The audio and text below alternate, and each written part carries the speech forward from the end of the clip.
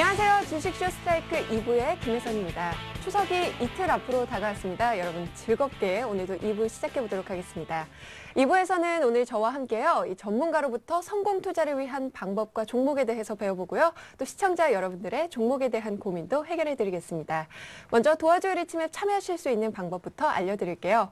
전화 상담은요. 02-3153-2631 하고요. 무료 문자는 013-3366-0110입니다.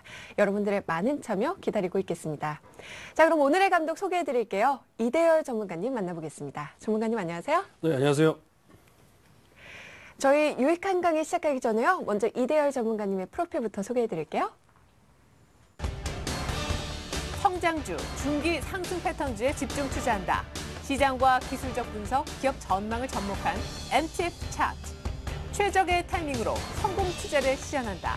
거지에서 황제까지 이대열 전문가의 골든 타겟이 지금 공개됩니다.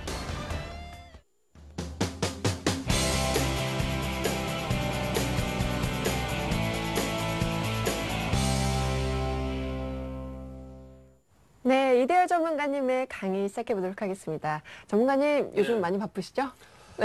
네, 뭐 하는 것이 많이 바쁩니다. 네, 그래도 힘내셔서요. 오늘도 즐거운 강의 부탁드립니다.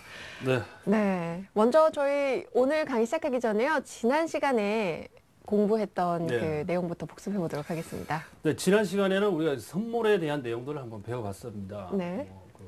뭐 시장에서 오래 계셨던 분들은 뭐 선물에 대한 내용들을 뭐 잘 아실 테지만 시장에 입문하신 지 얼마 되지 않으신 분들을 위해서, 즉 초보자분들을 위해서요, 선물의 아주 기초적인 내용들, 선도고래라든지 선물의 기본적인 개념의 차이점에 대해서 배워봤고요. 네. 그다음에 베이시스에 대한 내용도 한번 배워봤습니다. 그리고 스프레드와 관련된 내용도 한번 배워봤고요.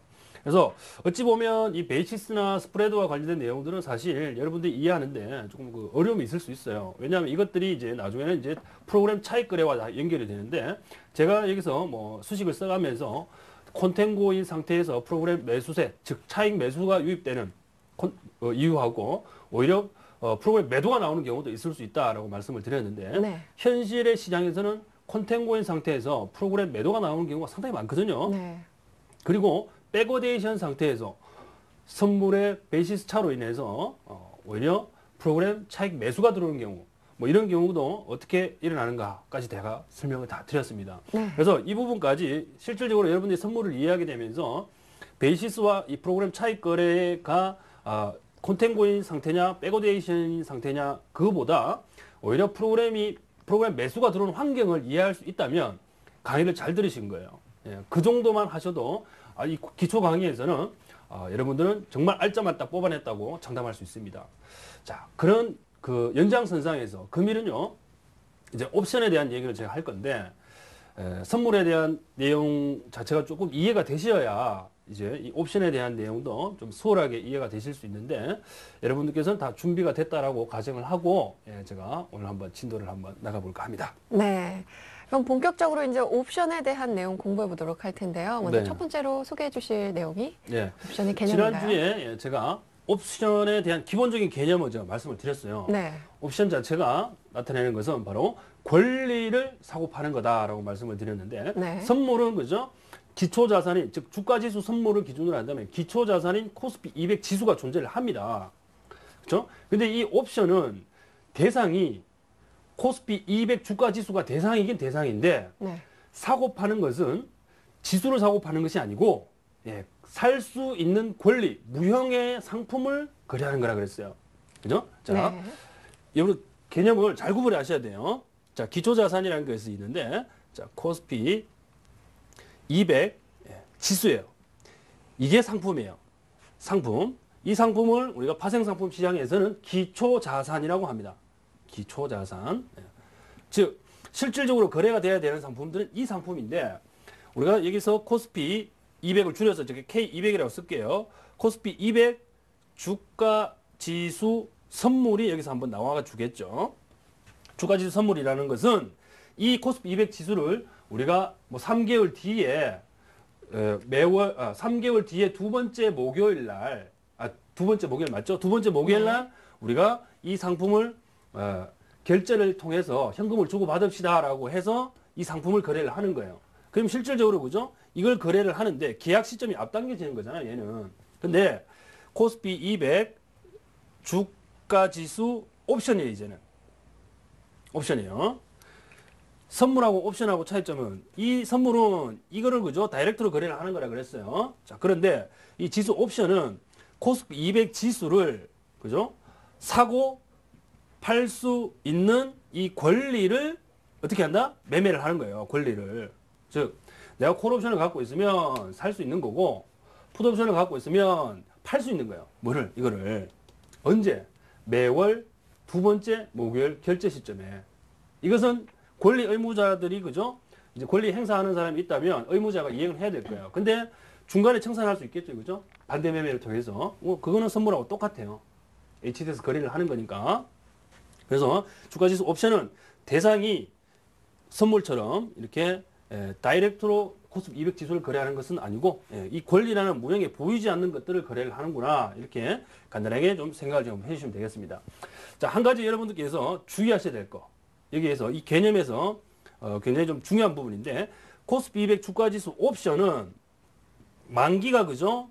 만기가 1개월 상품이 존재를 하잖아요. 1개월 매월 두 번째 목요일 날 결제를 하잖아요. 근데 결제일 만기 즉 결제일이죠, 이게. 결제일 날은 기준이 되는 것이 뭐냐 그러면 이게 기준이 되는 거예요. 코스피 200 지수가 기준이 되는 거예요. 이게 선물에 따라서 결제되는 게 아니에요. 선물에 따라서. 근데 만기 이전에 가격은 어디에다 연동이 되느냐면 선물하고 연동이 돼요. 선물하고 연동이 됩니다. 이거 헷갈리시면 안 돼요. 이거 많은 그 옵션 투자를 하시는 많으신 분들 중에 뭐 대부분 그런 건 아니에요. 조금 소수가 그러신 분들이 있어요. 이제 옵션 거래하신 지 얼마 안 되신 분들, 투기적 거래를 많이 하시다 보니까 재밌으니까 계속 하는데 실제 그죠? 조금 이게 마이너스 손실이 나가지고 포지션으로 쭉 보유해서 가는데 만기일 날 선물 시장, 옵션 시장은 2시 50분에 끝납니다. 그죠? 2시 50분에 끝나는데 선물 시장이 그죠? 내가 갖고 있는 시장보다 올라서 끝났어요. 옵션 가격보다. 그죠? 내 가격이 돼버린 거예요. 만약에 콜 옵션을 갖고 있었는데 내 가격이 돼버린 거예요. 어우, 좋다. 돈 땄다고 생각했는데 마지막에 종합 주가 지수가 그죠? 뚝 떨어져서 끝났어요. 그래도 땄다고 생각하시고 막 좋아하시는 분이 계신데 그러시면 큰일 납니다. 만기일 날은 결제 지수는 코스피 200 지수지 코스피 200 지수 선물이 아닙니다. 아시겠죠? 이거 실수하시면 안 돼요. 하지만 만기일이 아닌 그 외적인 시간에 있어서는요, 주가지수 선물에 옵션 가격이 연동이 돼서 움직인다는 것만 기억을 좀 해주시면 되겠습니다. 뭐 많으신 분들이 잘 알고 계시겠지만 행여나 또 실수하시는 분이 계실 것 같아서 한번 설명을 드려봤습니다. 그래서 저번 시간에 제가 이 옵션이 권리를 사고 파는 거다라는 개념을 설명을 좀 드렸고 오늘은 그 개념의 연장선상에서 그 권리를 사고 파는 데 있어서 어떠한 기준점이 있을 거예요. 기준점이. 권리가 있으면 그죠? 권리를 행사할 수 있는 조건이 있을 것이고 아니면 권리를 포기해야 되는 경우가 있을 수 있습니다. 그렇죠? 예. 그래서 이번 시간에는 내가격, 등가격, 외가격이라는 것에 대해서 한번 설명을 드려볼게요. 자, 내가격, 그 다음에 등가격도 있어요. 등가격. 예. 그 다음에 외가격이라는 게 있어요. 자, 이게 말의 용어만 한번 살펴본다면 어떠한 특정 기준 가격이 있다면 그 기준 가격 안쪽에 있다는 얘기고 등가격은 그죠? 이게 같다는 뜻이잖아요. 그죠? 그 기준 가격하고 똑같은 위치에 있는 가격이라는 뜻이고 외가격은 바깥쪽에 있다는 얘기죠. 그죠? 예. 그래서 이 내가격도 구분하게 되면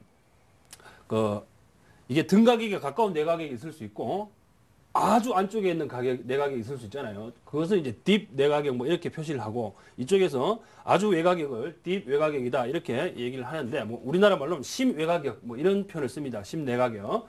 하지만 그건 어차피 내가격이고 외가격이니까요. 굳이 구별하실 필요는 없어요. 자, 그러면 이 내용이 도대체 어디에서 나왔는지 한번 봅시다. 자, 내가격에 보게 되면 콜 옵션 내가격이 있을 수 있고요. 풋 옵션이 있을 수 있겠죠. 그죠? 마찬가지입니다. 여기도 두 개가 있습니다. 두 개가 있어요. 자, 그런데 이 내가격, 등가격, 외가격의 기본적인 개념은 어디에서 왔느냐? 바로 옵션에 보게 되면요. 나중에 확인을 하시게 되겠지만 옵션에 보게 되면 행사 가격이 존재합니다.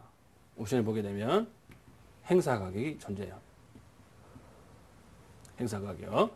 자, 지금은 9월 달이 이제 끝나갈 무렵입니다. 그죠? 그러면 지금 거래되고 있는 것은 10월물이에요. 옵션 10월물. 코스피 200 주가지수 옵션 10월물입니다. 10월물. 자, 콜옵션 현재가 창에 보게 되면 아니면 그 옵션 호가 창들을 한번 열어보시게 되면 다양한 한 10개가 있어요. 10개가. 10개가 쭉 나열되어 있습니다. 만일에 지금 기준이 되는 코스피 200이 만일에 250포인트다고 한번 보죠. 520포인트가 기준이 딱 되어 있어요. 그러면 이 위쪽으로 5개가 있고요. 2.5포인트 간격으로 아래쪽으로 2.5포인트 간격으로 5개가 존재합니다. 그래서 콜옵션 10개, 풋옵션 10개가 거래가 됩니다. 이게 올라가게 되면 그죠? 새롭게 또 올라오겠죠. 그죠? 예. 그래서 토탈 10개, 토탈 20개의 상품이 예, 거래가 되는데요. 이 기준이 되는 이 가격이 뭐냐면 예, 이제 그 행사 가격이나 코스피 200 주가지수 옵션 10월물 뭐 240포인트 이렇게 적혀 있는 게 있어요. 이렇게 적혀 있는 게 있어요. 그러면 이게 행사 가격이 되는 거예요. 행사 가격. 자, 그러면 예를 들어서 행사 가격이 240포인트 콜 옵션을 한번 예를 들어 볼게요. 10월물, 10월물 행사 가격을 제가 이제부터는요, 이 X라는 기호를 쓸게요. 길게 쓰면 시간이 조금 모자라니까 X라는 표시를 하겠습니다. 아시겠죠? 네. 그래서 행사 가격만 쓸 때는 제가 X라는 표시를 쓰고 콜 옵션은 제가 C로 쓰겠습니다. 아시겠죠? 자, 콜은 C로 쓰고요. 풋은 제가 P로 쓸게요. 그리고 행사 가격은 자, 여기다가 그죠? 대문자 옆에다가 쓸게요. 아시겠죠? 자, 10월물 콜 옵션 행사가 240 예. 이렇게 딱 돼 있다고 봅시다. 자, 그러면 이 뜻이 뭐냐? 10월 달 그죠? 콜 옵션인데 즉 주가 지수 200을 살 수 있는 권리인데 얼마에 살 수 있냐 이거예요. 얼마에? 주가 지수 가격에 관계없이 나는 이 콜 옵션을 행사했을 때는 상품을 240포인트에 사와야 돼요. 살 때는 240포인트에 사와야 돼요. 그러면 여러분들이 밖에 나가서 그죠? 쇼핑을 한다고 한번 생각을 해보죠. 뭐 마트에 가서 뭐 음식을 산다든지 아니면 옷을 산다든지 뭐 자동차를 살 때도 마찬가지야. 어떠한 권리가 있어요. 나한테. 어떠한 그 상품을 구매한다고 한번 생각을 해봅시다. 240짜리를 얼마인지 모르겠지만 나는 어떤 상품을 240에 살 수 있는 240만 원이라고 가정해보죠. 240만 원을 주고 살 수 있는 권리가 있다고 생각해봐요. 그러면 여러분들 100만 원짜리를 240만 원 주고 사시겠습니까? 안 사죠, 그죠? 그럼 바보죠? 그럼 1000만 원짜리를 240만 원 주고 살 수 있다면 사시겠습니까? 사겠죠. 왜? 1000만 원짜리 240만 원 주고 사고 난 뒤에 그걸 시장에다 갖다 팔면 1000만 원 하니까 바보가 아닌 이상은 살 거라고. 그쵸? 네. 그렇습니다. 말 그대로 이 콜옵션을 보유한 사람은 이 기초자산 가격이 올라가면 올라갈수록 그만큼 이득이겠죠. 왜? 이거는 기초자산 가격이죠. 코스피 200은 계속 올라가요. 계속 올라가서 뭐 한 270포인트가 됐다고 칩시다. 이 비싼 거를 내가 이 콜옵션을 240짜리를 보유함으로 인해서 270짜리를 240 주고 사니까 30만큼 그죠? 30만큼 이득이잖아요. 그죠? 근데 이게 단순히 30만큼 이득, 얼마 이득이 안 되는구나 생각하시지만 옵션 단위가 이제 계약 단위거든요. 한 계약이고 한 포인트에 얼마냐면 50만 원이에요. 50만 원. 그러면 30포인트 곱하기 50만 원 하고요. 그죠? 예. 계약이 한 계약일 경우는 이렇죠. 그죠? 10계약이라고 해봐요. 곱하기 10 이렇게 되는 거예요. 그러면 이득이 엄청나게 불어나는 거예요. 조금 옆길로 샜는데 뭐 그렇습니다. 자, 그래서 이 콜옵션 행사 가격의 의미는 이렇게 내가 그죠? 이 그 기초자산 가격이 상승을 해가지고 내가 가진 옵션을 행사할 수 있는 여건이 되어버리면 이거를 뭐라 그러느냐? 내가격 상태에 있다라는 표현을 씁니다. 이 행사 가격 자체가 240이 콜옵션 240은 기초자산 대비해서 내가격 상태에 있다라는 표현을 씁니다. 이해하시죠? 다시 한번.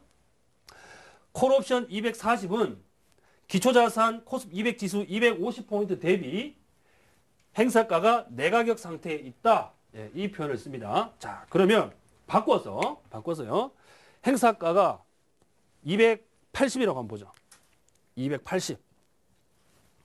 기초자산 가격 코스피 200 지수는 250포인트인데 내가 가진 콜옵션이 280포인트라면 현재 250포인트짜리를 내가 비싸게 주고 살 이유가 있습니까? 없잖아요. 그렇죠? 그래서 콜옵션 280은 현재 기초자산 가격 250포인트 대비 외가격 상태에 있다 그럽니다. 즉 행사 가치가 없다는 거예요. 내재 가치가 아예 없는 거예요. 옵션 가치가. 즉 만기까지 남은 시간만큼의 그 시간적인 가치만 있고 행사할 수 없는 옵션을 나는 갖고 있는 거예요. 그죠? 이거 어디 갖다 쓰겠어, 이거를.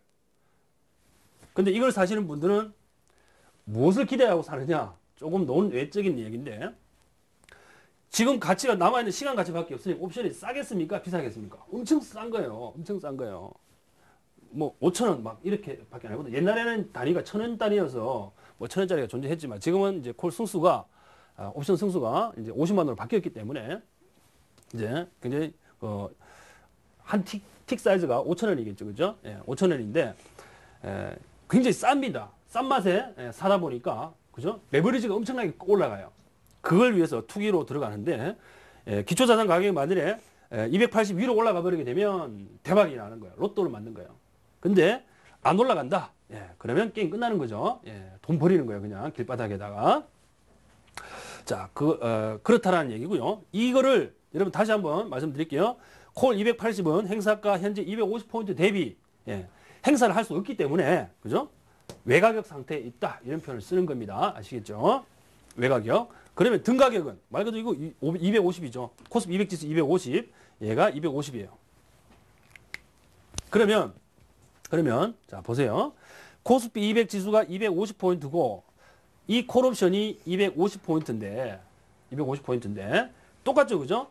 가격이 똑같죠, 그죠? 그래서 이거를 등가격 상태에 있다라는 표현을 씁니다. 등가격 상태에 있다. 콜 250이 뭐 몇 포인트 가격이 존재합니다. 이게 몇 포인트 가격이 존재해요. 그래서 콜옵션을 매수하는 사람은 옵션을 살 때 돈을 지불을 하겠죠, 그죠? 예, 지불을 하겠죠, 그죠? 예, 발행하는 사람은 돈을 받겠죠, 그죠? 그건 조금 이따가 제가 한번 다뤄드릴게요. 그래서 등가격 상태까지도 옵션을 매수하는 사람들은 이득이 나지 않습니다. 예, 이득이 나지 않으니까 이 부분 이해를 좀 하시고요. 내가격 상태, 등가격 상태, 외가격 상태의 의미만 이번 이 시간에 조금 아시면 돼요. 요약을 하자면 내가격은 내가 옵션을 행사할 수 있는 상태입니다. 자, 콜옵션을 제가 예를 들었는데 풋옵션 같은 경우에는 이제 여러분들이 풋옵션을 가지고 있는 사람이라면 물건을 팔 수 있는 사람이에요. 그죠? 풋옵션을 갖고 있으니까 물건을 팔 수 있는 사람이라고. 그러면 팔 때 여러분들은 싸게 파는 게 좋겠어요? 비싸게 파는 게 좋겠어요? 비싸게 파는 게 좋겠죠. 그래서 풋옵션은 행사가가 비싸면 비쌀수록 내가격으로 되겠죠. 그죠? 즉, 현재 250포인트지만 내가 풋옵션을 280짜리를 보유하고 있다면 이거 250포인트짜리를 280포인트에 팔 수 있으니까. 그죠? 그만큼 이득인 거예요. 그래서 이거는 내가격 상태가 되는 거예요. 콜옵션하고 반대죠. 그죠? 콜옵션은 싸야, 행사 가격 대비 싸야 내가격이지만 풋옵션은 행사 가격, 이 기초자산 가격 대비 가격이 비싸야 내가격 상태인 거예요. 그쵸? 예, 등가격은 똑같아요. 둘 다. 가격이 똑같은 거. 외가격은 서로 반대겠죠. 콜옵션은 가격이 비싸져야 외가격 상태고 풋옵션은 가격이 떨어져야 외가격 상태가 되는 겁니다. 아시겠죠? 다소 좀 헷갈릴 수 있습니다. 네. 하지만 이 개념을 조금 아셔야만 나중에 이제 파생상품 트레이딩을 하실 때에 뭔가 좀 이게 감이 좀 와요. 그래 이걸 아시게 되면 나중에 이제 그 포지션 구축할 때도 이게 다 기본이 됩니다. 그래서 요 정도만 일단 먼저 짚어드릴게요. 그러면 콜옵션일 때와 이 네. 풋옵션일 때 모두 내가격이면 좋은 거죠? 좋은 거겠죠? 그쵸. 네. 내가격이 돼야 내가 옵션을 행사했을 때 내가 차익을 얻을 수 있는 그 가치가 존재합니다. 하지만 문제는 내가격인 옵션 상품들은요 비싸요. 처음에 살 때. 네. 왜? 사가지고 바로 차익 실현을 할 수 있으니까 그만큼 비싸거든요. 그래서 여러분들께서 매수하실 때 지불한 프리미엄이라 그러거든요. 옵션 프리미엄. 내신 돈. 네. 옵션 뭐 콜옵션 내가격을 하나 샀다. 사는데 100만 원을 줬다. 그러면 내가 낸 돈 100만 원만큼 올라야 그때부터 손익분기점이겠죠. 네. 그죠? 그래서 그만큼 더 올라줘야 됩니다. 그래서 매수한 사람들은 지불한 프리미엄만큼 지수가 올라야 그때부터 스타트하는 거예요. 왜? 돈이 나간 만큼 올라야 되니까 당연한 거죠, 그죠? 네. 하지만 매도한 사람들은 그렇지 않겠죠. 왜? 돈이 들어오니까. 팔았으면 돈이 들어오잖아요. 네. 그죠? 그러면 그 프리미엄만큼 가격이 그죠? 뭐 콜옵션이다 그러면 오르지 않으면 나는 그대로 이익이 남는 거겠죠. 그죠? 예, 요 차이점이 있습니다. 네. 자, 요것과 관련해서는 제가 여러분들한테 또 설명을 드립니다. 네, 콜옵션과 풋옵션에서의 이 내가격과 외가격에 대한 의미까지 살펴봤습니다. 이어서 살펴볼 내용이 이제 네. 어떤 건가요? 지금 할 겁니다. 이제 손익구조와 관련된 얘기를 한번 해보겠습니다. 네. 옵션이 4개가 옵션의 그 손익구조가 4개가 존재를 합니다. 4개가. 자, 4개가 존재를 하는데, 자, 첫 번째, 자, 콜 매수 포지션이 존재해요. 콜 매수. 자, 두 번째, 콜 매도 포지션이 존재합니다. 네. 자, 세 번째, 풋 매수 포지션이 존재하겠죠. 자, 이렇게 하지 말고요. 발행자를 제가 먼저 할게요. 발행자를. 즉, 매도 포지션을 먼저 할게요. 그래야 여러분들이 이 개념 정리하는 게 쉬울 수 있어요. 매도. 옵션을 발행해야 살 거 아니에요. 그죠? 네. 콜 매수. 그 다음에 풋 매도. 그 다음에 풋 매수가 들어와야 되겠죠? 글씨 너무 크게 쓴 것 같긴 한데, 괜찮아요. 예. 자, 먼저 콜 매도 포지션 한번 볼게요. 자, 제가 그래프를 그릴 거예요. 그래프를 그릴 건데, 졸지 마시고요. 자, 뭐 수학적인 그래프는 아니고요. 좀 다소 좀 어려울 수 있는데, 자, 여기가 기준점입니다. 이쪽으로는 시간이 흐르는 거예요. 시간이 흐르는 겁니다. 아침 9시부터 오후 3시까지 시간이 흐르는 겁니다. 근데 아침 9시부터 오후 3시까지가 아니에요. 만기까지 시간이 쭉 흐른다고 생각하시면 돼요. 그럼 3개월인 거네요. 옵션은 한 달마다 결제를 하죠. 네. 그죠? 예. 실수하셨네요. 그죠? 예. 공부를 조금 하셔야 되겠어요. 예. 자, 콜 옵션 매도 포지션은, 자, 매도 포지션은 뭐예요? 이 살 수 있는 권리를 팔았다는 얘기 아니에요. 그죠? 즉, 내가 이제 나중에 내가 물건을 팔아서 상대방이 내가격 상태가 되면 내가 권리를 실행해 줘야 되는 그 권리 실행에 대한 내가 응해줘야 될 의무가 생기는 거죠. 그죠? 그래서 콜옵션을 매도한 사람은 어떤 포지션이 되냐면요. 자, 콜옵션을 매수한 사람은 제가 조금 이따가 할 건데, 이게 돈이 들어와요. 현금이. 얼마만큼? 내가 콜옵션 프리미엄을 받고 파는 거잖아요. 그죠? 여러분들이 만일에 뭐 그 과일 장사를 한다 그러면 사과 한 박스를 팔았어요. 그럼 돈을 받고 팔 거 아니에요. 그죠? 그거를 뭐 사과를 팔면 사과 값이라고 그러잖아요. 그죠? 콜옵션을 팔면 콜 프리미엄이라고 그래요. 프리미엄. 그래서 이걸 P라고 쓸게요. 이건 풋옵션의 P가 아니고 프리미엄의 P예요. 이만큼 받았어요. 이만큼. 이게 받으면 이렇게 가서 이런 식의 구조가 나옵니다. 만기에 이런 포지션이 나와요. 그러면 여기가 뭐가 되냐면요. 행사 가격이 되는 거예요. 제가 행사 가격을 뭐로 쓴다? X라고 쓴다 그랬죠. 그죠? 여기가 행사 가격이 되는 건데, 이게 무엇을 의미하는지 한번 봅시다. 굉장히 중요한 개념이에요. 옵션 투자를 할 때 여러분들이 어떤 포지션을 취해야 될지, 이게 이 안에 답이 있다고. 자, 보기엔 간단해 보이죠. 그죠? 자, 이것은요. 자, A라는 사람이 콜옵션을 하나 발행을 했어요. 콜옵션 발행을 했습니다. 즉, 매도를 했다는 얘기죠. 누구한테? 이 B라는 사람한테. 그죠? B는 콜옵션을 매수한 사람이에요. A가 B한테 콜옵션을 매도함에 따라서 B가 A한테는 뭘 주겠습니까? 돈을 주죠. 그죠? 돈을. 뭐만큼? 이 프리미엄만큼 돈을 줬어요. 그러면 A는 통장에 이만큼 돈이 들어오겠죠. 그죠? 이만큼 들어옵니다. 일단은 뭐 아무 상관없이 발행하는 순간에 돈이 이렇게 들어와요. 돈이. 물론 바로 찾지 못해요. 이렇게 돈이 들어옵니다. 그러면 자, 이게 지금 시간이라 그랬고 여기가 그죠? 행사 가격이라 그랬잖아요. 그죠? 시간이 가면 갈수록 행사 가격이 왔다 갔다 변할 거 아니에요. 그죠? 이것도 시간이라고 해서 행사 같은 축에 있어서 여러분들 헷갈릴 수 있는데, 시간이 이렇게 지남에 따라서 행사 가격이 이쪽으로 가면 작아지는 것이고 이쪽으로 가면 커지는 거잖아요. 그죠? 이쪽으로 가면 커지는 거예요. 그리고 콜옵션이라 그랬어요. 콜옵션. 자, 이 B라는 사람은 콜옵션을 매수한 사람이죠. 그죠? 자, 그러면 이 A라는 사람의 포지션을 한번 볼게요. 행사 가격이 어느 쪽으로 가야 계속 이 돈이 굳어지는 겁니까? 이 사람은 이쪽은 마이너스고 이쪽은 플러스예요. 가격이. 그죠? 그러면 행사 가격이 계속 올라간다. 즉 주가가 코스피 200 지수가 계속 올라가는 거예요. 코스피 200 지수가 계속 올라가게 되면 A라는 사람은 어떤 상태에 빠지게 됩니까? 이게 받은 프리미엄만큼 요 간격이 P만큼 벌어져 있거든요. 여기가 BEP 지점이에요. 누구 BEP 지점인가요? 이 사람도 BEP 지점이 여기가 되고요. 이 사람도 이 지점이 그래프 방향은 반대지만 여기가 손익분기점이 되는 거예요. 즉, 이 지점을 지남에 따라서 즉 코스피 200 주가 지수가 이 행사 가격으로부터 그죠? 내가 받은 프리미엄만큼 딱 증가하는 순간에 이 사람은 손익이 0이 돼요. 0이 됩니다. 그리고 나는데 더 상승해 버렸다 그러면 계속 마이너스가 되는 거예요. 마이너스 폭이 어떻게 됩니까? 무한대로 커지는 거예요. 무한대로. 옵션 한 개 잘못 발행했다가 집안 말아먹는 거죠. 그죠? 예. 옵션 한 개 잘못 발행했다가 집안 말아먹는 거예요. 마이너스 무한대. 그죠? 옛날에 그 도이치 옵션 사태 기억하십니까? 그죠? 그거는 뭐 콜옵션을 뭐 매도한 건 아니고요. 매도한 사람이 이익을 본 케이스인데 매수한 사람은 그렇지 않습니다만은 이런 것처럼 완전히 반대 방향 이 옵션을 발행한 사람은 이러한 리스크에 노출이 되는 거예요. 이익은 아무리 떨어져 봐야 그죠? 콜옵션 매도하는 사람은 이게 주가가 아무리 떨어져 봐야 나는 처음에 받은 돈 그대로밖에 이익이 아니에요. 맞죠? 받은 돈 딱 요거만 이익이에요. 100포인트가 폭락을 하든 200포인트가 폭락을 하든 그죠? 나는 이것만 내 이익이에요. 즉 A한테는 이것만 이익이에요. 그래 A 입장에서는 뭔가 좀 불리한 것 같지 않아요? 그죠? 이익은 제한적이고 올라가면 집안 말아먹고 그죠?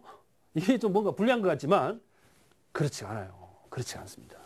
왜? 그것을 조금 이따가 또 한번 논해보자고요. 자, 그러면 이렇게 발행한 사람은 이러한 구조를 갖는다. 그러면 매수한 사람도 어떤 구조를 가질 거 아니에요. 그죠? 예, 그러면 이 B라는 사람을 한번 분석을 한번 해보죠. 자, 이 부분은 제가 조금 이따가 할게요. 자, 콜을 먼저 해놓고 풋을 한번 다루도록 하겠습니다.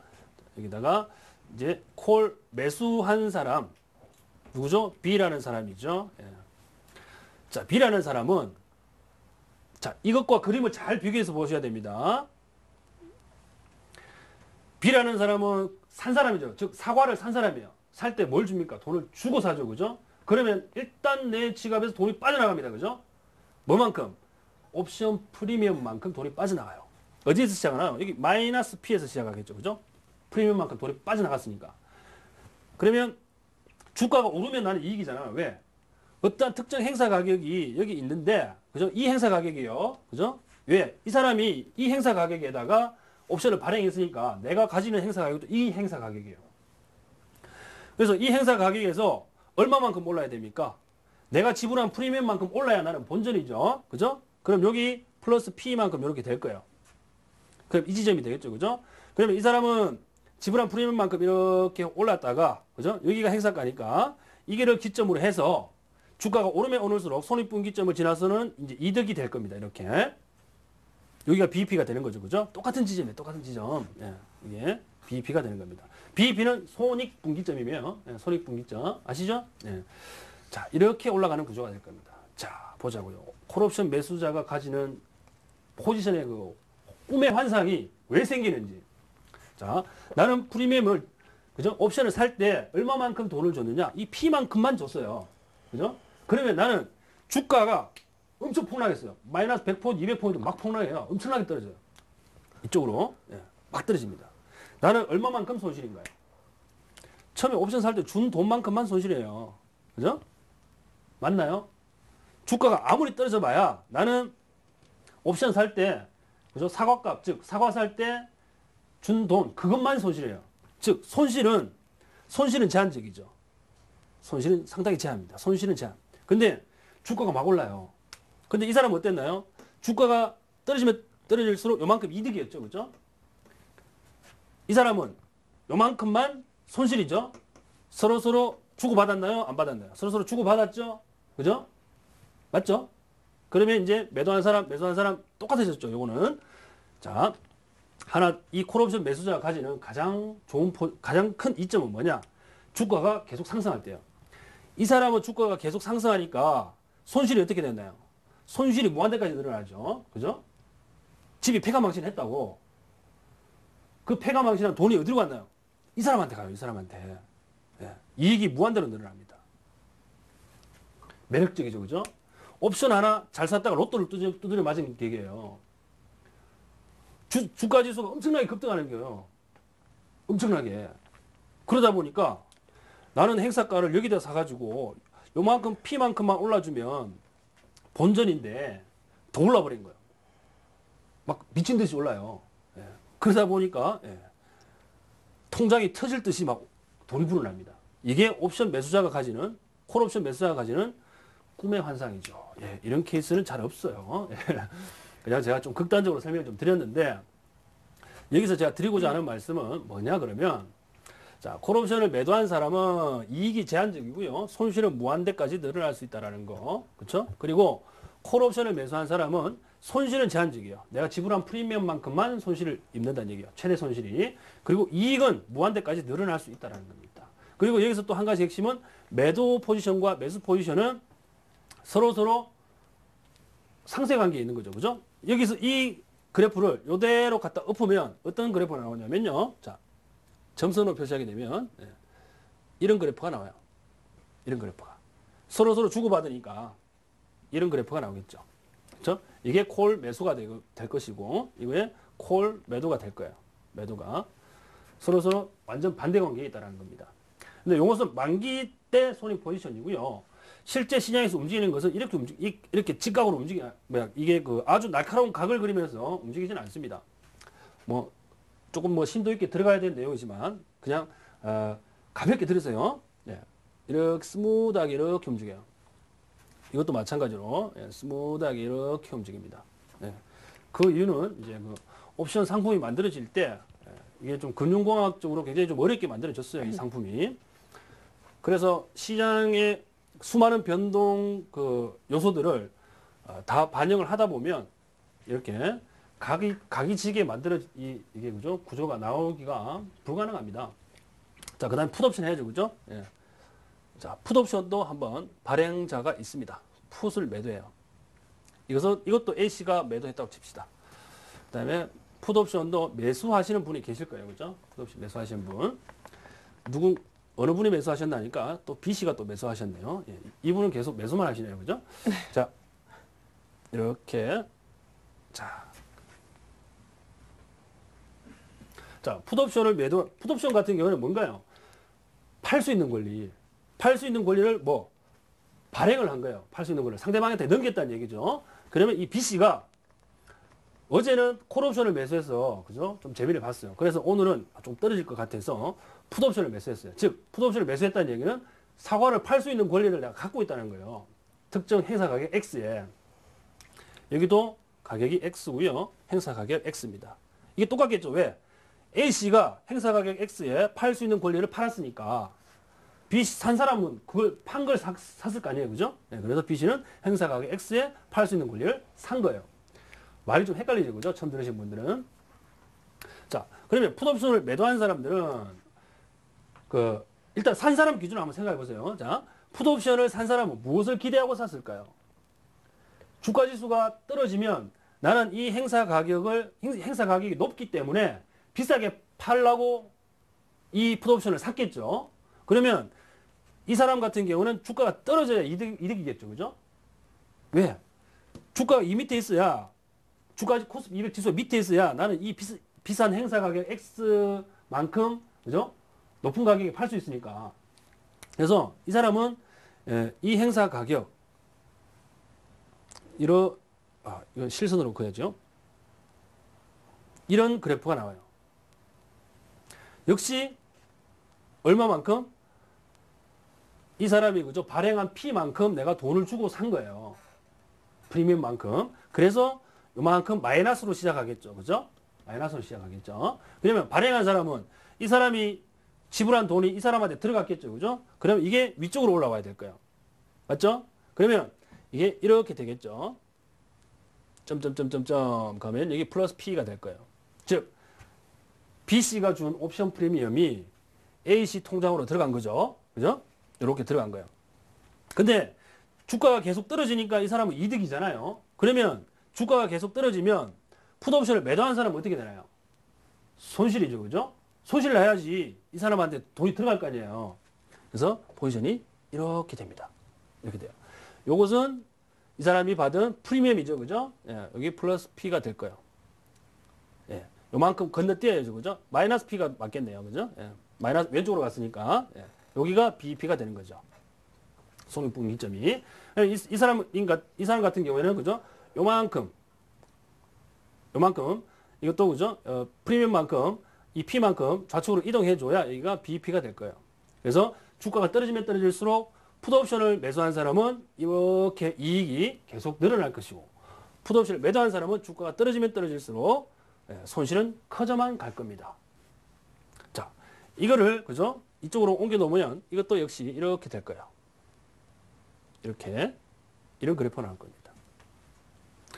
자, 이것도 역시 맛 똑같죠, 그죠? 옵션을 매도한 사람은 리스크는 크게 가져가고 이득은 뭡니까? 내가 받은 이 P만큼만 이득이죠. 주가가 아무리 올라도 나 이것만 이득이에요. 프리미엄이 그죠? 뭐 2배로 3배로 뛰거나 그러지 않습니다. 딱 이것만 이익이에요. 딱. 이 사람은 손해는 딱 이것만 손해예요. 이익은 계속 늘어나는 거죠. 손실은 엄청난 거죠. 만약에 손실 났다면. 그래서 빨리 잘라주는 게 핵심이겠죠. 그죠? 그래서 정리를 한번 해보자면 콜옵션을 여기다 그리는 게 좋겠네요. 자, 이것은 풋 이제 매도가 같이 있는 그림이죠. 그죠? 예. 그다음에 여기는 콜 매도와 매수가 같이 있는 그림을 한번 그려보면 콜옵션을 매수한 사람은 이런 포지션이었고, 그죠? 매도한 사람은 이런 포지션이었어. 여기가 행사가 X였고요. 여기는 프리미엄만큼 점핑한 것이고, 여기는 플러스 P가 되고, 여기 마이너스 P가 되고요. 그죠? 어떤 게, 이게 콜 매수잖아요. 그죠? 이게 콜 매수고, 이렇게 내려오는 것이 콜 매도예요. 자, 조금 처음 들으시는 분들은 좀 어렵게 느껴질 수 있겠지만, 이게 결코 어려운 내용은 아니에요. 가장 기본적인 상황 중에 하나인데, 자, 여기서 우리가 한 가지 고민을 해봐야 되는 게 있어요. 이제 그림은 어느 정도 여러분들께서 이해가 되셨죠? 그죠? 예. 핵심이 뭐라 그랬죠? 자, 정리 한번 해볼게요. 이 핵심을 알아야 돼요. 여기서는 콜이든 풋이든 이 옵션을 매도한 사람, 발행자죠. 그죠? 이거 발행자. 옵션 발행자는 손익구조가 어땠습니까? 손실은, 그죠? 손실은 무한대예요. 손실 무한대.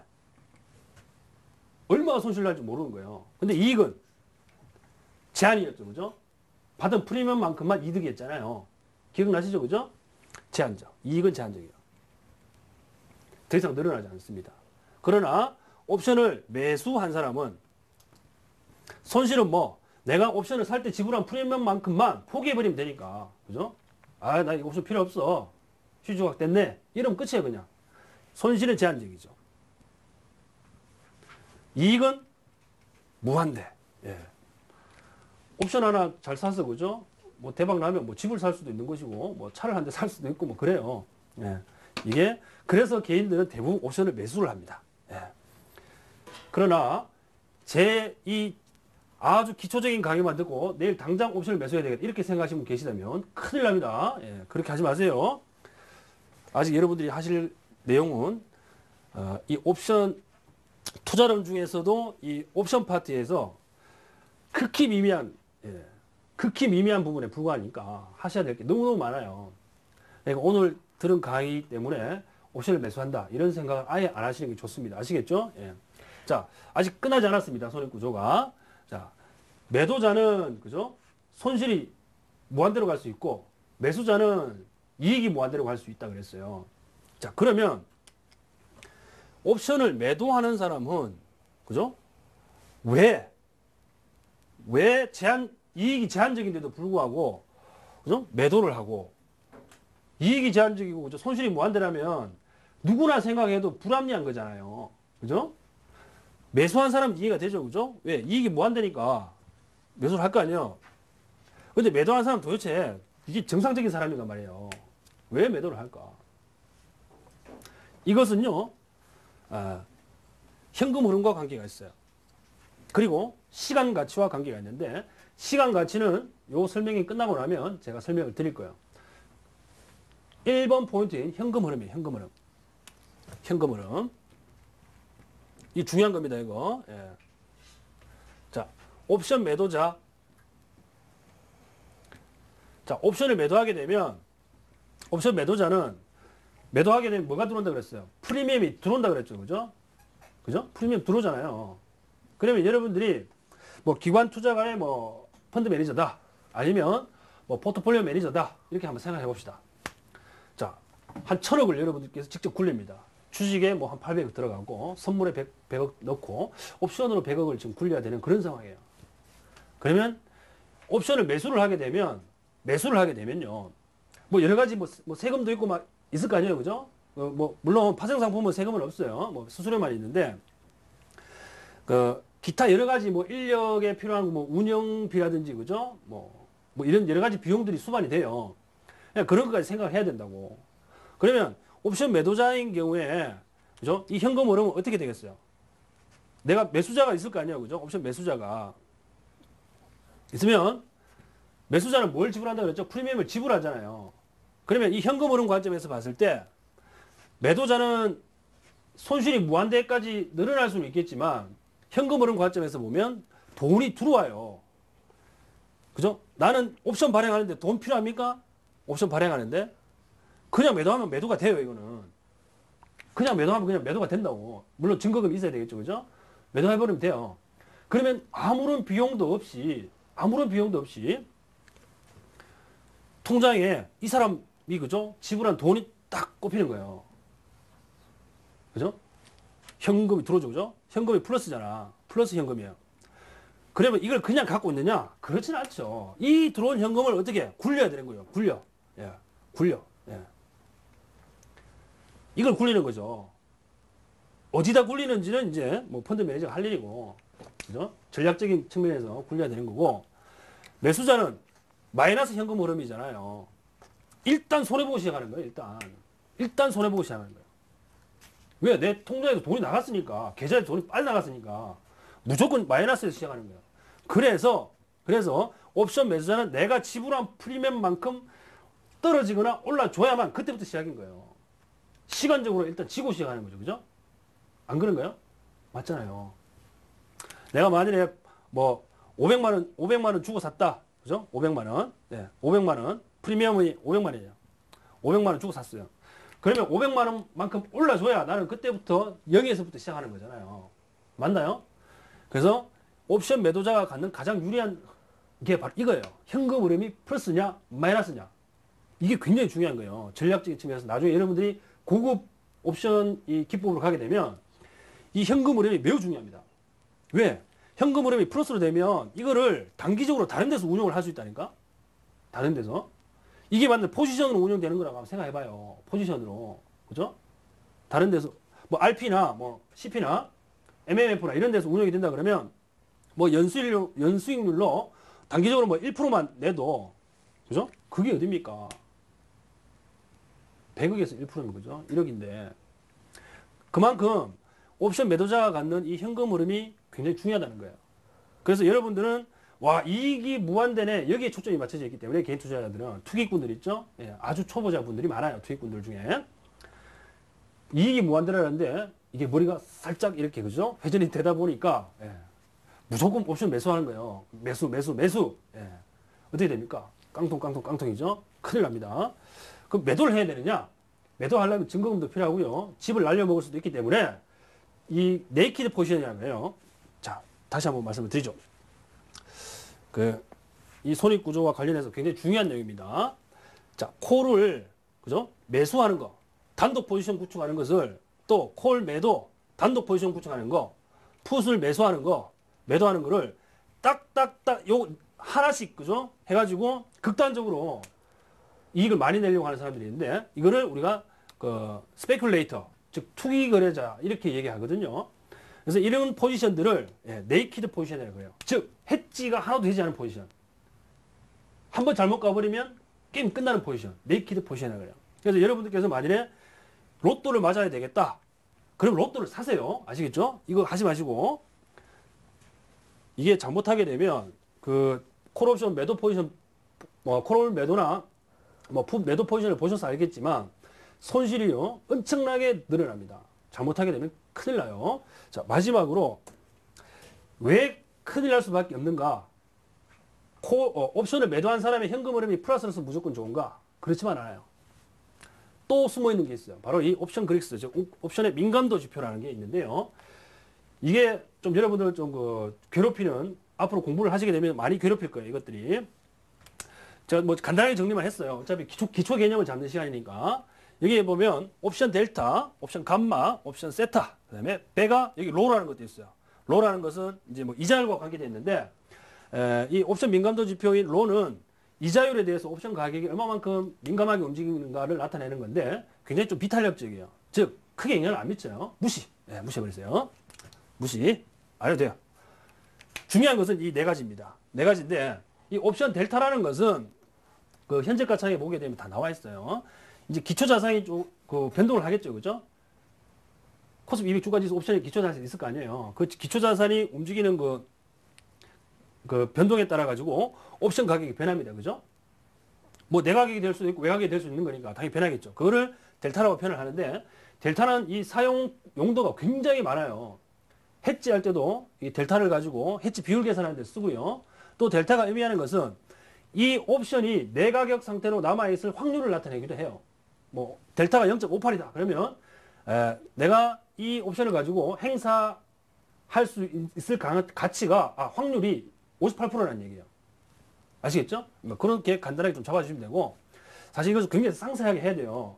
근데 오늘 기초를 잡는 시간이라서 간단하게 합니다. 감마는요, 기초 자산이 변동할 때 이게 델타에 미치는 영향이에요. 델타에. 기초 자산 변동이 옵션 가격에 영향을 미치면 델타고, 이게 기초 자산 변동이 델타가 변하는 데 대해서 영향을 미치게 되면 이것을 우리가 감마라는 용어를 씁니다. 이제 헷갈리시죠, 그죠? 예, 조금 더 헷갈리게 할까요? 자, 옵션의 시간가치 감소분을 나타내는 것은 또 세타예요. 즉, 기초자산 가격이 변동 안 하고 그냥 쭉 갑니다. 250포인트 아침부터 저녁까지 계속 가요. 그런데도 옵션 가격은 뚝뚝뚝뚝 떨어져요. 뭐 때문에? 세타 때문에. 세타 때문에. 만기가 가까우니까 시간이 그만큼 이제 줄어들겠죠, 그죠? 그래서 옵션 가격은 가만히 있어도 떨어져요. 옵션 매도자들이 이것 때문에 이익을 많이 봐요. 이것 때문에. 굉장히 중요하죠, 세타. 예. 델타도 중요하고 감마도 중요하지만 세타, 여러분들이 초보자분들이 가장 관과하는 게 바로 이 세타예요.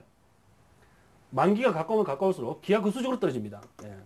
그리고 이 변동성 변화, 여기서 말하는 기초자산 변동, 이 기초자산이 변동하는 그 변화율, 예. 그게 또 옵션 가격에 미치는 영향을 또 우리가 베가라는 표현을 씁니다. 베가라는 표현. 즉 베가가 15% 베가가 그 1%다 그러면요, 기초자산의 변동성이 15%에서 16%로 변할 때, 예, 그 옵션 가격이 1% 변한다는 얘기예요. 아시겠죠? 예. 그 정도로만 일단 알아두시고요. 나중에 조금 그 고급 클래스로 가서 여기에 대한 것은 좀 상세하게 해봐야 돼요. 수치 직접 다 계산해보고 해야 됩니다. 오늘은 맛만 볼게요. 이 정도로 하겠습니다. 네, 오늘 이대열 전문가님의 강의였죠. 옵션의 개념과 또 손익 구조에 대해서 배워봤습니다. 여러분들 복습하시는 거 잊지 마시고요. 저는 잠시 후에 시청자 종목 상담 시간으로 돌아올게요.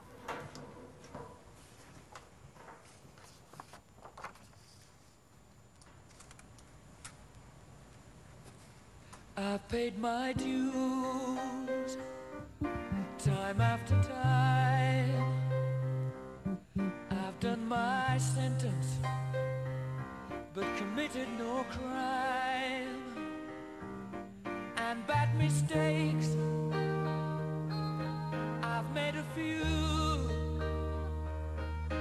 I've had my share of bad kicks in my face, but I've come through. And I need to go on, on. We are the champions, my friends, and we'll keep on fighting till the end.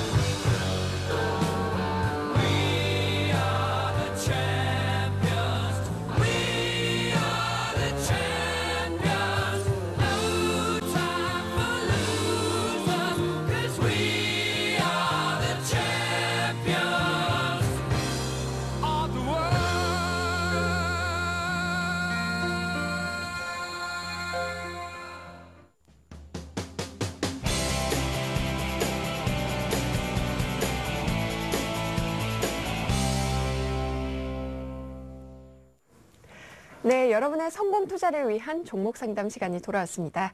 도와줘요 리츠맵 참여하실 수 있는 방법 먼저 알려드릴게요. 전화 상담은요, 02-3153-2631고요. 무료 문자는 013-3366-0110입니다. 자, 그럼 오늘은 어떤 사연이 도착해 있는지 먼저 만나볼까요? 오늘 사연의 주인공은 대구에 사시는 50대 투자자입니다. 안녕하세요, 혜선 씨. 저는 방송을 보고 이 동국제강이라는 종목을 매수했는데요. 기업도 탄탄하고 또 실적도 좋다고 해서 믿고 샀더니 이거 계속 내려가고 있습니다. 어떻게 해야 할까요? 더 갖고 있어도 되는 건지 장기적인 전망이 궁금합니다. 알려주세요. 라고요. 네, 이 사연을 보내주신 시청자분과 먼저 전화 연결해 보겠습니다. 안녕하세요. 여보세요, 안녕하세요. 네, 동국제강 언제 매수하셨나요? 아, 정확한 날짜는 모르고요. 조금 됐거든요. 네, 매수가와 비중 함께 알려주시겠어요? 매수가는 16,950원이에요. 네. 20%요. 네, 오늘 궁금하신 점이요. 저희 이대열 전문가와 상담 나눠보시기 바랍니다. 네. 네, 전문가님. 네, 안녕하십니까 시청자님. 네, 안녕하세요. 네, 지금 동국제강을 제가 지금 보고 있는데 네. 16,950원이시면요. 예. 뭐 지금 뭐 현재 가격이 16,300원이네요. 오늘 종가가 그죠? 예. 그래서 살짝 내려와 있는데 이 종목을 조금 우리가 일찍 상담을 했더라면 좋았을 뻔했는데 다소 좀 아쉽습니다. 자, 우선 차트를 보기 전에 이 동국제강의 그 현재 사업 환경을 제가 설명을 좀 드릴게요. 자, 동국제강은 이게 조선용 후판을 전문적으로 생산하는 기업입니다. 그러다 보니까 포스코나 이 현대제철에서 그죠? 그 네. 강판을 사다가 만들거든요. 네. 자, 그런데 문제는 이 철강금속 업종의 특징이 뭐냐면 중국의 영향을 많이 받지 않겠습니까? 그죠? 예, 안 그래도 예. 그렇게 들었어요. 예. 근데 중국은 지금 현재 경기가 안 좋게 되면서 철강산업 자체가 좀 구조조정을 겪고 있는 시기임에는 분명합니다. 예. 분명한데 문제는 그 이전까지 이 철강이 굉장히 그 공급 과잉 상태였다는 게 문제예요. 예. 그래서 그게 아직 해소가 되지 않았어요. 그래서 제가 뭐 다른 제 방송을 들으신 분들한테는 제가 이 동국제강은 올라오는 족족 다 정리를 하고 나중에 추이를 지켜보자. 제가 이런 설명을 드렸는데 일단은 지금 매수하신 가격대가 크게 높지 않으시기 때문에 뭐 크게 무리는 없다라고 생각이 됩니다. 그래서 한 가지 조금 긍정적인 거는 현재 그 중국 쪽의 철강 산업이 조금 구조조정을 거치면서 뭐 난립해 있는 이 중소 그 철강 금속 업체들이 이제 나가 떨어지고 있다는 거예요. 그래서 이제 가격도 조금씩 반등하는 그 기대가 조금 살아나고 있고, 그다음에 유로존도 지금 아직까지 위기 해소는 되지 않았습니다만은요. 유로존도 이제 뭐 어느 정도 조금씩 그죠 리스크가 좀 축소되는 그런 그 분위기가 감지가 되고 있습니다. 이제 가장 중요한 것은 지금 이제 오늘 중국 증시가 굉장히 급등을 했는데 이게 놓치지 말아야 될 게 지금 경기 부양에 대한 기대감이 아니에요. 지금 중국 오늘 증시가 오른 게 증시 부양 기대감이에요 또. 즉 돈을 푼다는 얘기예요. 돈을. 그러다 보니까 이 동국제강도 일단은 내일 정도는 이슈가 있을 수 있습니다. 중국 관련주기 때문에. 그래서 일단 지금 분위기로 봤을 때는 뭐 추가적인 상승세를 탈 수 있는 가능성 분명히 있습니다. 하지만 너무 욕심부려서는 안 되고요. 이 종목은 딱 18,000원까지만 보자고요. 18,000원까지만. 그래서 18,000원에서 이게 올라온다 그러면 시장 분위기라든지 중국 분위기 좀 봐가지고 추가적으로 더 갈지 안 갈지는 한번 결정해 보자고요. 그래서 일단은 홀딩 의견 제가 내는데요. 18,000원까지만 보세요. 예. 조금만 뭐 차익 실현 하시더라고 아시겠죠? 예. 예, 손절선은 60에서 깨지면 조금 나오셔야 될 것 같아요. 예. 네, 시청자님. 네. 도움이 많이 되셨길 바라고요. 꼭 수익 보시길 바라겠습니다. 참여해 주셔서 감사합니다. 예, 고맙습니다. 네. 네, 동국제강 살펴봤습니다. 목표가 18,000원의 보유 의견 내주셨고요. 저는 이어서 문자로 들어온 종목 살펴보겠습니다. 첫 번째 종목은 차바이오엔입니다. 매수가가 1,500원이고요. 비중은 30%인데요. 이 스카이뉴팜 유상증자와 관련해서 향후 전망이 어떻게 되는지 궁금하시다고 단기적으로 갖고 가야 하나요? 라고 문의해 주셨습니다. 전문가님 어떻게 보시나요? 잠시만요. 자, 차바이오엔이 뭐 유상증자 하는데 자, 이 공시사항을 좀 확인을 좀 하면서 여러분들께 좀 말씀을 좀 드려야 될 것 같아요. 네. 자, 이게 찾는데 좀 시간이 좀 걸릴 수 있는데요. 예. 일단 기술적인 부분도 좀 중요합니다만 이미 그 차트가 좀 무너져 있기 때문에 이제 공시사항들을 좀 확인하게 되면서 여러분들한테 좀 그 상세한 설명을 좀 드릴게요. 지금 그 스카이 뉴팜을 인수한다는 그 공시가 뜨면서 2천만 주, 예, 뭐 그 주가 자체가 뭐 크지는 않습니다만은요. 자, 차트 한번 볼게요. 이게 하나의 그 M&A 관점에서 뭐 인수하는 입장, 즉 차바이오엔과 같은 입장이면 당연히 재무적인 부담이 있을 수밖에 없어요. 그래서 지금 뭐 매수하신 가격대가 1,500원 선이죠. 그렇죠? 네. 1,500원 선이면 굉장히 높은 가격이신데 이걸 자르실 필요는 없어요. 지금 뭐 이걸 어떻게 자르겠어요. 그죠? 이미 오늘 뭐 많이 하락했다가 지금 다시 올라오는 분위기인데 자, 금일 분봉 한번 보겠습니다. 5분봉으로 보죠. 자, 뭐 거래량이 많이 실린 건 아니지만 꼬리를 쭉 달고 올라오는 거 보면 어느 정도 매수세는 조금 있는 것 같은데 당분간 약세는 조금 피하기가 좀 어렵지 않나라는 생각입니다. 자, 우리가 그 어떠한 회사를 M&A를 했을 때 거기에 대한 시너지 효과라든지 이런 것들은 분석 레포트를 통해서 다 나오겠죠. 그죠? 자, 그런데 차바이오엔이 가진 특성은 우리가 이 그 바이오 기업 중에서도 우리가 성장 가치를 한번 따져봤을 때 국내 이 그 바이오 회사 중에서는 그래도 그 선두 쪽에 있는 기업입니다. 그래서 크게 우려하실 것보다는 어차피 지금 그죠 마이너스 손실이 굉장히 크신 상태입니다. 그래서 이 종목은 좀 그 중장기로 보시고 꾸준하게 좀 보유 관점에서 가시는 게 훨씬 더 좋을 것 같아요. 스카이 뉴팜을 인수한다는 것 자체가 그죠 차바이오한테는 오히려 시너지 효과가 더 생길 수도 있는 부분들이니까 거기에 대한 내용들을 조금 더 꼼꼼하게 챙겨보는 그런 자세가 좀 필요하지 않을까. 그래서 여기서는 손절을 논하는 것 자체가 의미가 없어요. 그죠? 예. 일단 중장기적인 보유를 제가 말씀을 드리고 싶고, 예, 원래 바이오 기업들의 특징은 이게 단기적으로 들어가서 그죠 먹을 수 있는 그런 기업들이 아니에요. 왜? R&D 투자비가 워낙 많이 들어가고 성과 자체는 굉장히 늦게 나오다 보니까 임상까지 다 거쳐야 되잖아요. 1상, 2상, 3상 그죠? 그러다 보니까 실적과 연결되는 것 자체가 굉장히 긴 텀을 필요로 합니다. 그래서 일종의 그 기업의 기술 가치 쪽으로 초점을 맞춰서 투자를 하시는 게 합리적이다. 그런 측면에서는 지금 1,500원 자체도 그런 장기적인 관점에서는 비싸지는 않아요. 비싸지 않습니다. 그래서 좀 꾸준하게 보유해서 가시게 되면 좋은 결과가 있을 것으로 보이고 월봉상에서도 보시게 되면 지금 박스권 하단에 위치해 있어요.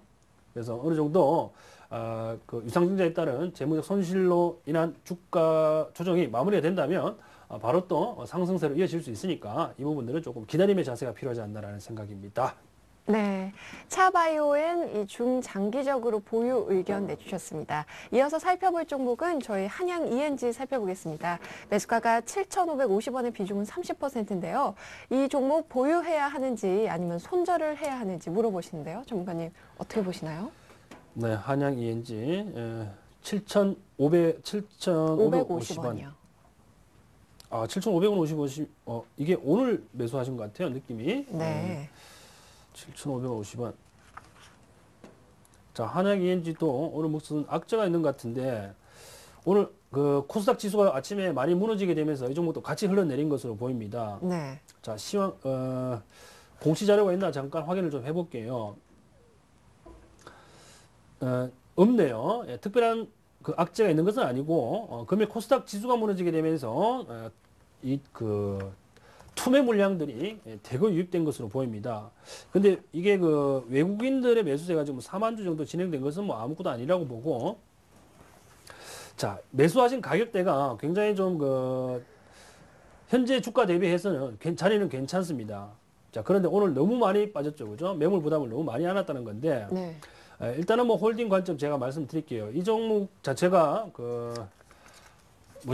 우주 발사체와 관련된 종목이죠. 그죠? 네. 우주 발사체와 지금 관련된 종목이라서 뭐 최근에 이슈화가 한번 됐었는데요. 금일 매물 받은 것은 단기 조정을 조금 예고는 할 수 있습니다만은요. 일단 내일 그죠? 기술적으로 121선입니다. 이 부분이요. 121선. 121선이 회복되면 즉 단기적으로는 여기서 매수세가 한번 유입이 돼가지고 이렇게 올라올 수 있거든요. 예, 그러면 일단 빠져나오세요. 예, 이미 차트가 많이 무너져 있고 매물 부담을 많이 받았습니다. 네. 그래서 내일 한번 빠져나오실 그 기회를 한번 준다고 보거든요. 그러면 뭐 이익 보실 생각하지 마시고 일단 나오시는 게 좋다고 판단이 됩니다. 매도 의견 드릴게요.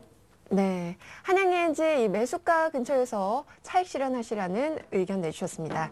자, 이어서 3,000당 제약 살펴보도록 하겠습니다. 저희 매수가가 2,650원이고요. 비중은 10%입니다. 목표가와 손절가 부탁드린다고 문의하셨는데요. 전문가님 네. 상담해 주시죠. 2,650원. 지금 박스권 바로 박스권을 조금 뚫으려고 하는 그런 자리에서 지금 잡으셨는데 뭐 매수 포인트가 잘못된 것은 아닙니다만은요.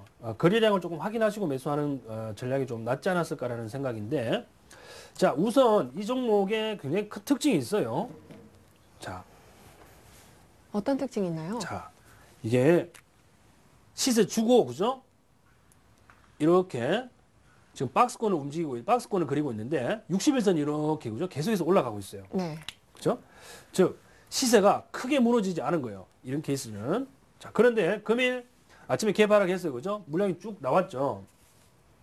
자, 자, 분봉을 한번 볼게요. 자, 분봉을 한번 보게 되면 역시 그죠? 코스닥 지수 무너지게 되면서 같이 이렇게 무너졌다는 얘기예요. 네. 그러면서 매수세가 조금 들어와서 마지막에 조금 들어올렸네요. 그렇죠? 거래량 실렸죠? 네. 이런 케이스는 분봉을 분해해 보니까 매수세가 살아 있어요. 매수세가 좀 살아 있습니다. 자, 금일 거래량은 대략 124% 전일 거래량 대비 124% 정도 실렸기 때문에 일단 홀딩 의견 제가 드리고 네.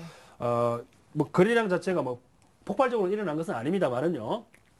이 구간에서 거래량 증가하면서 꼬리를 길게 달았다는 거. 즉 마지막에 매수세가 유입이 됐다는 거예요. 그러면 올라갈 가능성이 있어요. 일단 홀딩 의견 제가 드리고요. 네.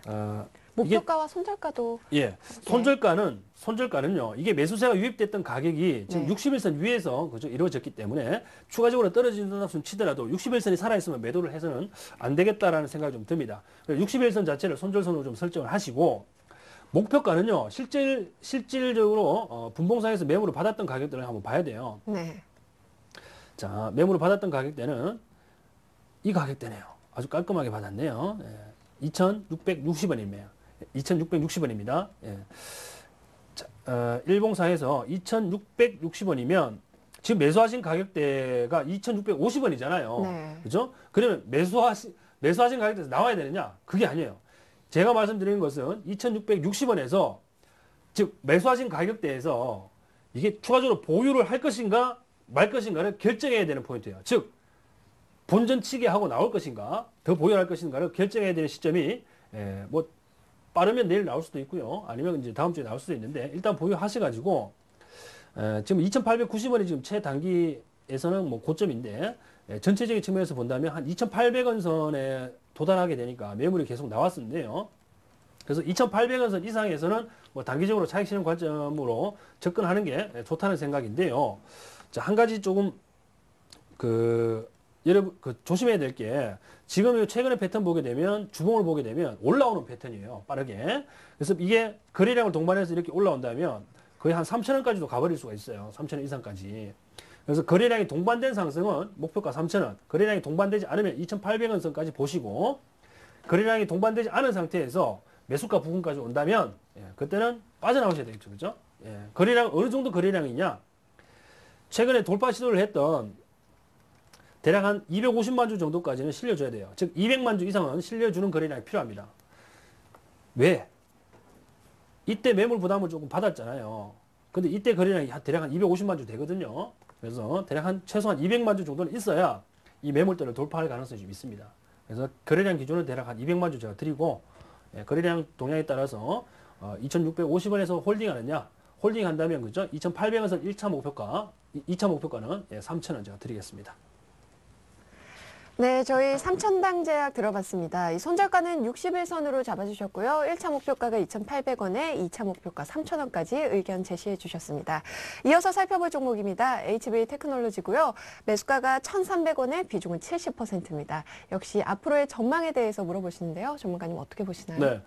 자, HB 테크놀로지는 제가 뭐 일부 방송에서도 그렇고 지속적으로 강조드리는 종목 중에 하나인데 최근에 나온 레포트 여러분들 보셨을 거예요. 신영증권에서 나온 건데 지금 그 아몰레드 장비 쪽과 관련해 가지고 SMD에서 최근에 그죠 수주도 받았습니다. 수주도 받았고 그 이스라엘 회사의 그죠 기술 유출과 관련해서도 지금 그 HB가 시장을 독식할 가능성이 있다. 그죠? 시장에서 우선 그 최우선 수주 대상이 될 수 있다라는 보고서가 제기가 되고 있습니다. 그런 측면에서요.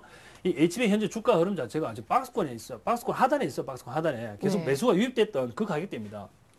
그리고 뭐 기술적으로도 밑으로 장기 이평선들을 깔고 앉아 있어요. 그죠? 그리고 21선과 60일선에 지금 데드 크로스가 발생해 있으면서 최근 주가가 3일 동안 조정을 받았는데, 자, 문제는요, 이 종목이 나빠서가 아니에요. 나빠서가 아니고 전반적인 이 아몰레드 관련주들의 투자가 조금 지연되다 보니까 우려하는 매물들이 조금 나와요. 우려하는 매물들이. 그러나 그거를 여러분들 기화로 역으로 이용하셔야 되는 거예요. 여기서 매도하는데 같이 매도를 하게 되면 여러분들은 다른 개미랑 똑같이 돼버린 거예요. 다른 개미 투자자들이랑. 그래서 오히려 이 구간은 매집 구간으로 활용을 하세요. 제가 1200원 선을 말씀을 드리게 되면서 1200원 이상에서 매집이 계속 들어왔던 종목이기 때문에 반드시 여러분들도 떨어지면 떨어지는 대로 조금씩 물량을 늘려가는 전략을 선택을 하라라고 말씀을 드렸어요. 지금 최근에 여기 보게 되면 거래량이 엄청나게 실렸죠. 그죠? 그런데도 올라가다 말고 매물을 계속 찔끔찔끔 두드려 맞았어요. 그러나 이런 과정이 없이는요. 여기에 이 실린 거래량들, 그죠? 이런 것들 물량 소화를 어떻게 하겠어요? 이런 것들은 물량 소화 과정에서 나타나는 현상일 뿐입니다. 그래서 홀딩 전략으로 가시고, 그리고 뭐 지금 그 SMD 쪽에서 플렉서블 디스플레이, 그죠? 예. 뭐 그런 쪽으로 해서 지금 전면 재검토하겠다 이런 얘기도 좀 나옵니다.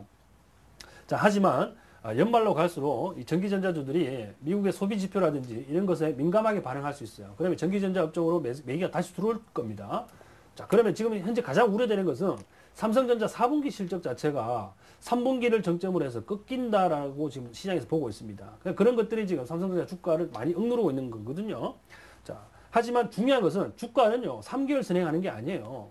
한 6개월 정도를 선행한다고. 그래서 지금부터 움직이는 것은 내년 1분기를 보는 거예요. 내년 1분기를. 그래서 여러분들 선제적인 대응 차원에서 이런 것들을 매수 포인트로 들어가 줘야 돼요. 아시겠죠? 그래서 내년 1분기에 턴어라운드 가능한 종목들은 한번 올라가기 시작하면요. 급격하게 올라갈 거예요. 이거 1,500원 저는 뚫는다고 봐요. 저는. 그래서 좀 그 스윙 개념으로, 그죠? 한 2, 3일 먹고 팔고 그런 전략으로 가시는 것보다는 매집을 쭉 해가지고요. 좀 포지션을 보여서 가는 전략이 좋은 종목이에요. 아시겠죠? 손절보다는 오히려 홀딩 관점으로 대응하시는 게 좋습니다. 네, HB 테크놀로지에 이어서 저희 마지막으로 SK컴즈 한번 살펴보겠습니다. 매수가가 12,500원이고요. 비중은 30%인데요. 이거 매수가 근처까지 올 수 있을까요? 라고 문의하시네요. 어떻게 보시나요? 12,500원요? 네. 예, 아주 꼭대기집에서 사셨는데 왜 여기서 사셨을까? 자, 이 참 안타깝습니다. 그죠? 자, SK컴즈가 최근에 주가가 굉장히 급등세를 보였는데, 자, 거래량 실린 거 보세요. 이게 지금 그 본격적으로 급등할 때에 거래량이 엄청나게 실렸어요. 네. 자, 그러나 지금 나오는 조정은요, 뭐 저는 뭐 건전한 조정이라고 보고, 어차피 시장에 관심을 받기 시작한 것이 SK컴즈가 이제 뭐 새롭게 태어난다, 뭐 이런 얘기가 주를 이루고 있습니다. 그래서 뭐 매수가까지는 뭐 충분히 올라온다고 봐요. 자, 그런데 지금 13,000원을 뚫을 때에 거래량이 좀 더 필요합니다. 어차피 매물 부담을 지금 이 장대 음봉이 나올 때, 그리고 그 윗꼬리를 길게 달 때 거래량이 상당히 동반이 됐기 때문에 지금 뭐 이 13,000원 돌파할 때 거래량만큼 거래량 실려주지 않는다면 재차 하락할 수가 있어요. 즉 M자형 패턴을 그리면서 단기 박스권으로 진입할 가능성이 있기 때문에 거래량 동반되지 않은 상승은요, 뭐 매수가 부분에서는 뭐 1%를 먹든 0.5%를 드시든 착시를 하고 나오시는 게 좋을 것 같고, 지금 현재로서는 보유 의견 제가 드리겠습니다. 네, SK컴즈를 끝으로 오늘 도와줄 리치맵 시간은 여기서 마치겠습니다. 시간 관계상 더 많은 종목 상담해드리지 못한 점 시청자 여러분들의 양해 부탁드리고요. 저는 잠시 후에 돌아올게요.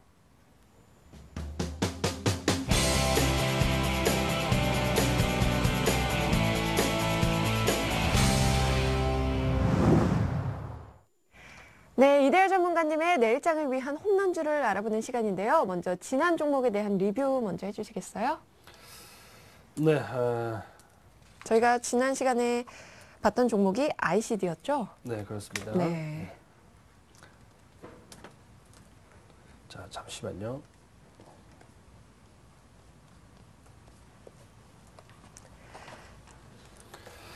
자, 지난 종목의 그 ICD 차트를 좀 보시면서 설명을 드리는 게 낫겠네요. 네. 네. 자, RCD가 참 흐름이 애매하게 됐어요. 예, 애매하게 됐는데 네. 이 지난 시간에 손절가 14,000원에 이 목표가 19,500원 보유 그렇죠. 의견 내주셨는데요. 손절 지금, 의견을 예, 손절가가 이탈이 됐죠, 그죠? 네. 손절가 이탈이 됐기 때문에 뭐 공식적으로 손절이 된 것으로 제가 처리하겠습니다만 지금 보유하고 계신 분도 있을 거 아니에요, 그죠? 네. 자, 그런 분들을 위해서 제가 AS가 필요하다고 봅니다. 자, 1차 박스권이 여기서 이렇게 형성이 돼 있어요. 그리고 장대 양봉이 하나 나오고 난 뒤에 이제 2차 박스권이 여기서 이렇게 형성이 되어 있는데 그 박스권을 그죠? 지금 오늘 이렇게 뚫어버렸어요. 네. 그러다 보니까 지금 1차 박스권 하단 부분까지 내려온 케이스죠. 밑에 꼬리는 살짝 달고 있는데 자, 지금 RCD가 역시 이것도 그죠? 그 디스플레이 관련주들의 투자가 늦어지게 되면서 실적에 대한 우려를 좀 많이 하고 있는데요. 이거 실적과 관련된 부분들은 이미 주가에 다 반영이 됐습니다. 보세요. 그죠? 그리고 지금 뭐 LG 디스플레이 쪽도 이제 LG 디스플레이 쪽은 영업 환경과 관련해서 안 좋은데도 불구하고 좀 차별화 전략에 성공했다 이런 레포트도 나오고 있어요. 자, 그런 관점에서 지금 앞으로의 이 전기전자 업종에서 이 디스플레이 업종, 즉 삼성이 어떤 전략으로 나가서 시장 점유율을 확대하느냐, 뭐 이런 것들이 이런 부품주들한테 큰 영향을 좀 미칠 수 있다고 봅니다. 그런 관점에서는 이제 지금 뭐 조금 내리고는 있습니다만은 이제 주가 하락도 어느 정도 마무리하지 않겠는가라는 의견입니다. 중요한 것은 이제 중국이 경기 부양 내지 뭐 증시 부양을 어떻게 하는가, 그리고 미국의 소비 지표가 어떻게 나오는가에 따라서 이런 부품주들의 향방이 좀 결정이 될 것 같은데 이미 이제 저는 이제 바닥 아직 돌입하지 않았나라는 생각입니다. 그래서 뭐 하루 이틀 빠지는 것에 너무 연연해가지고 이게 머리 아프다 이렇게 생각하지 마시고요. 조금 보유 관점으로 들어가시는 것도 네. 괜찮다는 생각입니다. RCD가 지금 뭐 이동 평균선 자체가 조금 무너져 있어서 손절 타임을 놓치셨다면 이거는 홀딩 관점으로 가시는 게 좋아요. 홀딩 관점으로. 이게 추세적으로 하락하기는 조금 어려울 만큼 종목이 조금 큰 종목이니까 네. 보유 관점으로 가시기 바랍니다. 네, 알겠습니다. 그럼 오늘은 어떤 종목 들고 오셨나요? 자, 오늘 중국 증시가 2.6% 급등했습니다. 네. 그렇죠? 자, 그 여세를 몰아서 중국 관련주를 하나 또 말씀을 드리지 않을 수가 없겠네요. 네. 자, 카푸로 한번 봅니다. 카푸로 한번 볼게요. 자, 이 종목이 카푸로입니다. 카푸로 락탐. 나일론 원료죠. 그죠? 나일론 원료인데, 자, 이 카푸로 락탐은, 얘는 시장을 지금 독점하고 있어요. 우리나라 시장에서는. 거의 독점적인 수준입니다. 자, 최근에 주가 보게 되면, 잘 가죠. 그죠? 중국 주가 하방일 때, 내려가고 있을 때, 이 종목은 바닥 찍고, 그죠? 여기서 찍고, 상승 조정 주고 다시 올라갑니다. W자형으로 가는 거죠. 그죠? 자, 이 종목에 지금 조정받았던 구간이, 그죠? 여기입니다. 똑같은 고점이에요. 그리고 지금 21선이, 그죠? 21선이 여러분들이 저희 클럽에 오시게 되면 조금 상세한 설명을 좀 드릴 수 있는데, 이게 이제 20, 60, 골든 크로스 눌림목이라는 거예요. 좀 어렵죠, 그죠?